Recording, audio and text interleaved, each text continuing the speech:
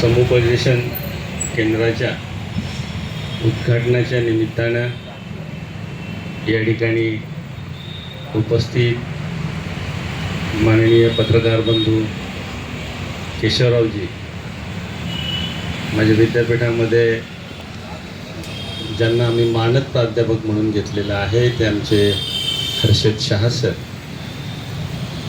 त्याचबरोबर जे प्रशिक्षण देणार आहेत आणि समाजासाठी चांगलं काहीतरी करण्याचा ध्यास घेतलेले ते आपले योग प्रशिक्षक गुरुजी सीताराम गुरुजी, सर्व मंचावरील सन्माननीय पत्रकार कुलकर्णी असतील, भोसले असतील, इतर सर्व उपस्थित बंधू भगिनींनो, खरं तर आमचे विद्यापीठातील सहकारी डेप्युटी रजिस्ट्रार भुरके सर आणि गुरुजी माझ्याकडे परवा आले आणि एक 15 मिनटं तरी तुम्ही रविवारी आमच्यासाठी द्याव्यात.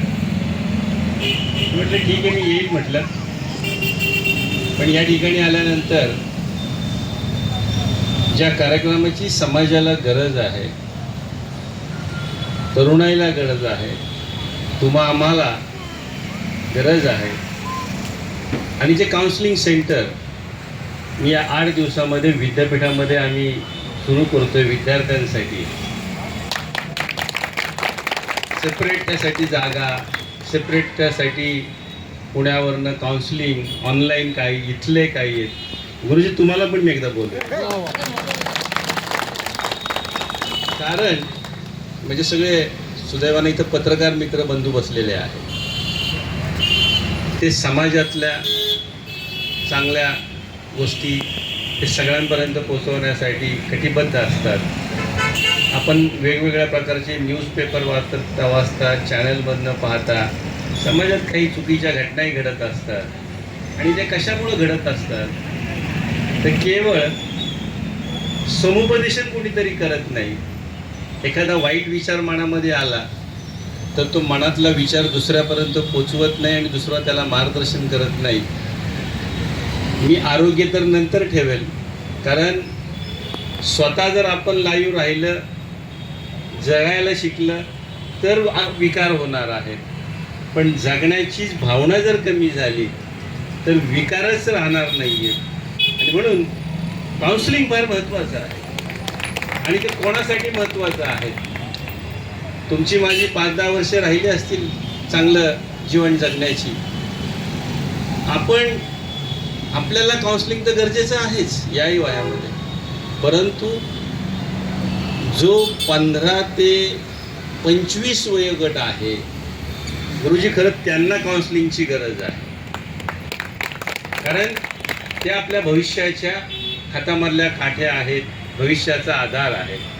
तुम्ही आणि मी जे जगतो केवळ त्यांच्यासाठी जगतो, त्यांच्याकडे पाहून जगतो.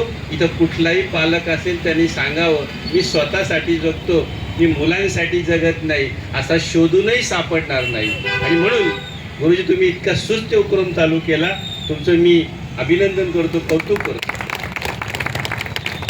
दुसरं कौतुकास पात्र म्हणजे मला त्यांनी आता वरती सांगितलं, तो जो फ्लॅट दिलाय तो कुठल्याही प्रकारचं शुल्क नेता दिलाय. अशी माणसं पण समाजामध्ये आहेत, जन्माला यायला पाहिजेत.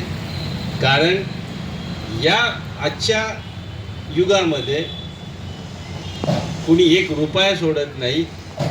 तर त्यांनी आपला संपूर्ण फ्लॅट निवड पाहून पाहिलं तर निशुल्क, आणि ते तुमच्यासाठी दिलेलं आहे, त्यांच्यासाठी नाही, ते तुमच्यासाठी दिलेलं आहे.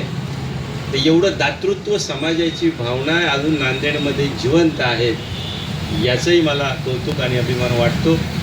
आणि हेही पुढच्या पिढीमध्ये आपल्याला रुजवलं पाहिजे, हेही फार महत्त्वाचं आहे. पुन्हा एकदा मी सांगतो, याचं नित्यानं, पण इथं मला 50च्या वरचे गुरुजी जास्त दिसत आहेत. माझा रोष वेगळा आहे, हे 25च्या आणि 20च्या मधले पाहिजे. त्याच्यासाठी तुम्हाला काय करता येईल ते जर तुम्ही केलं तर माझी पुढची, आमची किंवा यांची जगण्याची जी काही उमेद आहे ती ऑटोमॅटिक 10 वर्षांनी वाढेल. त्याचं कारण सांगतो, ती जर पिढी सुधारली तर प्रत्येक पालकाला वाटेल, अरे माझा मुलगा एक चांगला विचाराचा व्हायला सुरुवात झालेली आहे आणि हा विचार करता करता यांची 10 वर्षे वाढणार आहेत. आणि म्हणून मला खरं तर मी त्याच्याशी जोडण्याचा प्रयत्न केला. पुन्हा एकदा मी जास्त बोलणार नाही, पण खरोखरच गुरुजींनी सांगितलं एखादा आजार काय आपण 100% याच्यावरती नाही डिपेंड राहायचं, पण जी मानसिकता आहे, जी आपली इम्युनिटी आहे, जो मोरल सपोर्ट आहे, तो योगामुळे होतो. आपले विचार बदलले आपला निम्मा आजार कमी होतो. आणि म्हणून विचार बदलण्यासाठी योगा करणं हे फार महत्त्वाचं आहे. नाहीतर आजार झालाय डॉक्टरकडे जायचं नाही, योगा करायचं आहे असंही करू नका. आपल्याला सगळ्या गोष्टीचा एक समतोल राखायला लागतो, हेही फार महत्त्वाचं आहे. पुन्हा एकदा मी सगळ्यांना शुभेच्छा देतो आणि योग हा आपल्याला केलाच पाहिजे.